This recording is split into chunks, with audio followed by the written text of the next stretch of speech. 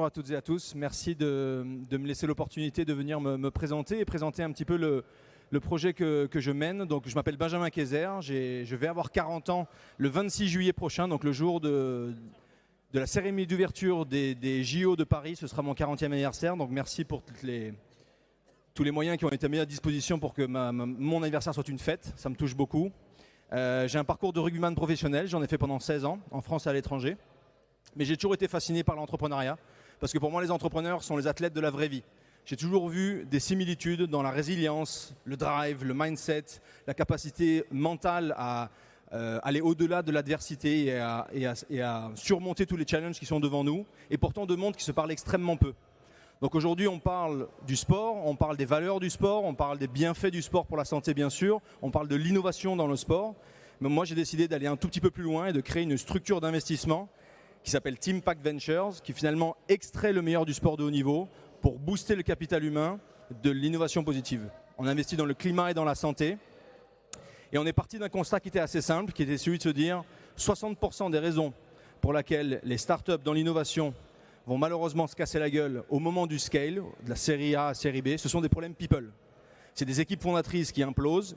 C'est des fondateurs qui ne survivent pas à l'entrepreneuriat. On parlait il y a quelques secondes des problèmes de santé mentale.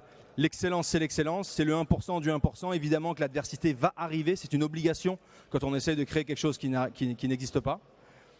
Et donc nous, on a décidé finalement d'extraire le meilleur du sport parce que le sport, c'est quand même, pour la performance individuelle et collective, un secteur qui a fait de la maîtrise de cette performance individuelle et collective son dada. Et donc, on veut solliciter le pouvoir catalyseur du sport pour booster l'innovation positive, en se disant que l'innovation doit jouer un rôle majeur dans les enjeux de notre monde, dans le climat et dans la santé notamment, sachant que l'impact sociétal est sans doute la première conséquence de la dégradation climatique. Et donc, on a créé dans notre expertise deux choses. Si c'est tellement important la performance people, dans nos due diligence, il faut qu'on la score. La due diligence, c'est donc l'étude d'un dossier avant de décider si on va investir ou pas. On fait comme tout le monde, on regarde l'équipe fondatrice, le marché, le secteur, les projections. Mais à la fin, on ouvre le capot pour voir l'état du moteur, pour voir si la startup a la capacité people à amener à bien sa mission. Et ce scoring, il est évidemment très orienté data. C'est de la donnée quantitative et de la donnée qualitative. Sur la donnée quantitative, on va pouvoir regarder le turnover, le taux d'absentéisme, le NPS satisfaction employé. Et sur la donnée qualitative, on va faire des entretiens bien sûr avec les équipes fondatrices, les fondateurs, les managers, mais aussi avec les salariés.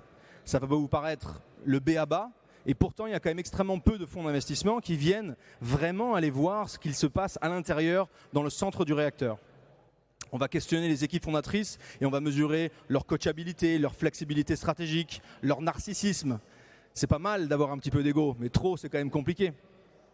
Et donc on va scorer tout ça et ça vient complimenter notre due diligence, pré-décision d'investissement. Mais post-investissement, si je vous dis extraire le meilleur du sport pour l'amener aux boîtes de notre portefeuille, de l'innovation positive, encore faut-il savoir de quoi on part. On ne part pas d'une page blanche.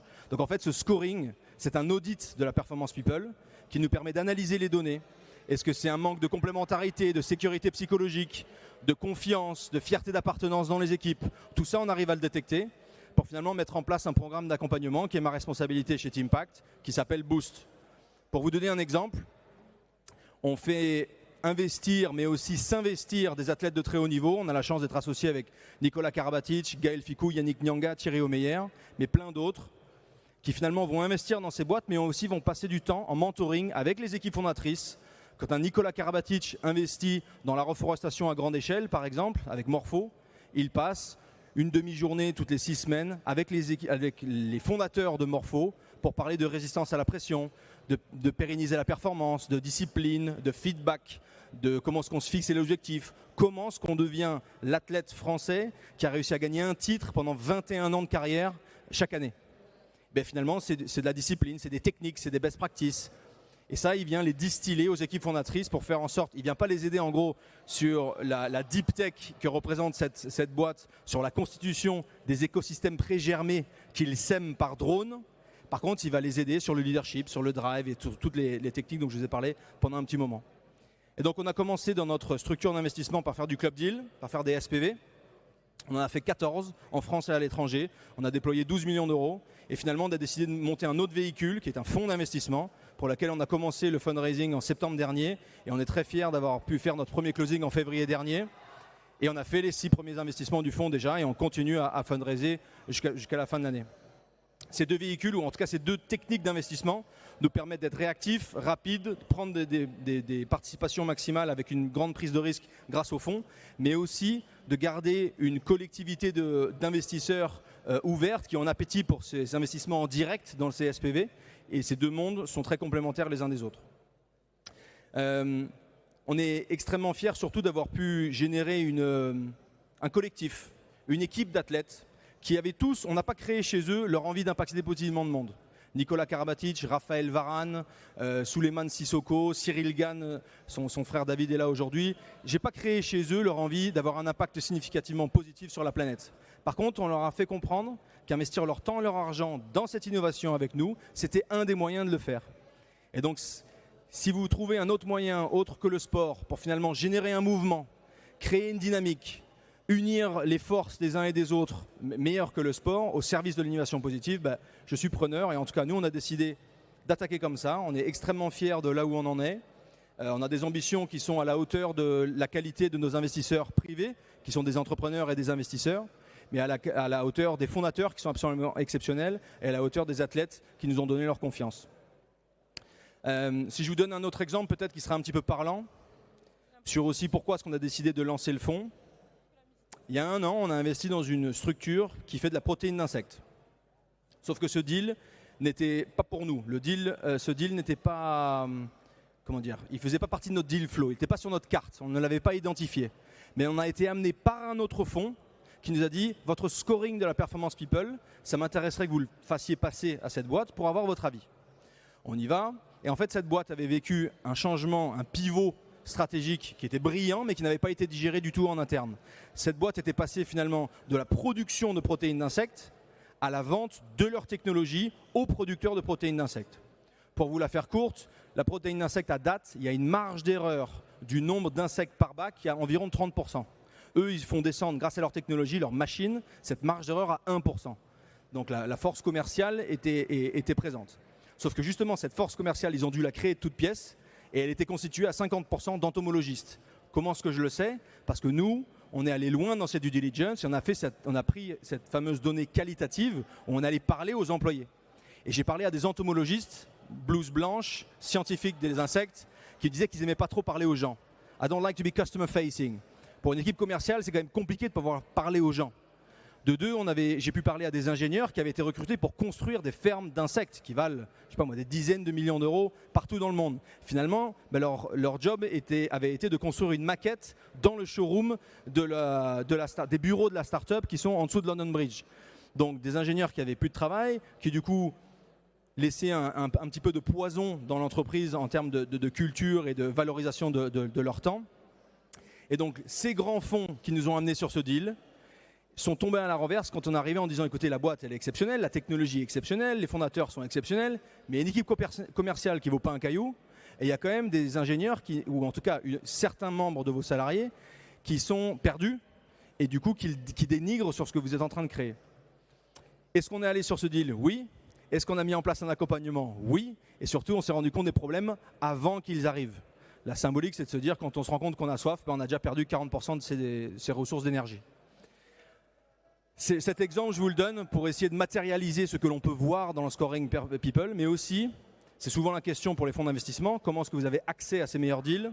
C'est l'expérience utilisateur, donc c'est l'expérience des fondateurs qui finalement du bouche à oreille vont nous recommander à d'autres fondateurs.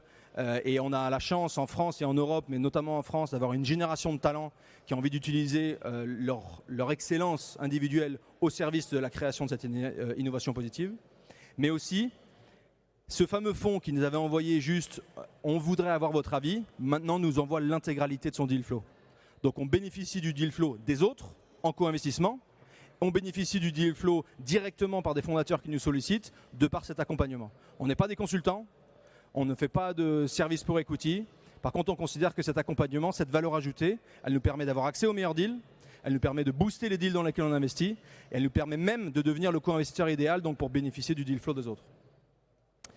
Donc voilà, j'espère que, en tout cas, je vous en ai dit un peu plus sur Team Pack Ventures, là où on en est. Mais l'idée principale, c'est de se dire, les sportifs, on peut les mettre sans doute dans des carcans, on peut construire des murs autour d'eux.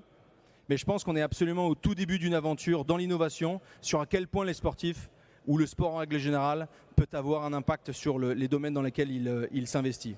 Les athlètes ont largement autre chose à amener que simplement un pouvoir d'influence ou potentiellement une expertise technique. Les athlètes sont des bestiaux de compétition qui savent se fixer des objectifs, qui savent se relever de l'adversité, qui savent avoir une discipline individuelle qui leur permet d'exceller. Ils savent aussi être confortables dans l'inconfortable. Donc cette idée d'être le 1% du 1%, d'avoir totalement tout le temps des gens qui vous disent que vous n'y arriverez jamais, c'est un univers dans lequel ils sont à l'aise. Or les entrepreneurs, c'est ce qu'ils vont prendre de plein fouet, mais eux pas à l'âge de 14-15 ans, mais sans doute à 25 ans, sortant d'école, plein d'idées, plein d'énergie. Et donc on a envie de construire des ponts entre ces deux milieux qui malheureusement à date ne se parlaient jamais. Et je finirai juste par vous dire que ces fameux ponts qui n'existaient pas ont pu être symbolisés par aussi le fait que Jean-Charles Samuelian, qui est le fondateur d'Alan, une mutuelle d'assurance française, une licorne française, je vais lui proposer de rencontrer Nicolas Karabatic. Jean-Charles me dit, mais moi j'adorerais rencontrer le sportif français le plus diplômé, le plus médaillé, ou un des sportifs français les plus médaillés de l'histoire du sport français. Mais ça ne va pas l'intéresser ce que j'ai fait. Bah, écoute, une start-up qui vaut voilà, une licorne française qui est en train de révolutionner le monde de la santé, qui emploie 800 employés, c'est une jolie histoire. Nicolas Karabatic, as-tu envie de rencontrer Jean-Charles Samuelian? J'adorerais, c'est une histoire qui me fascine, mais j'ai rien à lui apporter, je suis nul en informatique. C'est ça les murs qui se dressent devant lui quand même. Mais je ne lui ai pas demandé d'aller l'aider sur ses codeurs et ses développeurs. Je lui demande de s'asseoir avec un des fondateurs qui va marquer l'entrepreneuriat français et échanger leurs notes, leurs techniques, leurs disciplines sur comment on se comporte. Donc c'est ça mon point, c'est comment l'excellence sportive rencontre l'excellence entrepreneuriale, comment est-ce qu'elle arrive à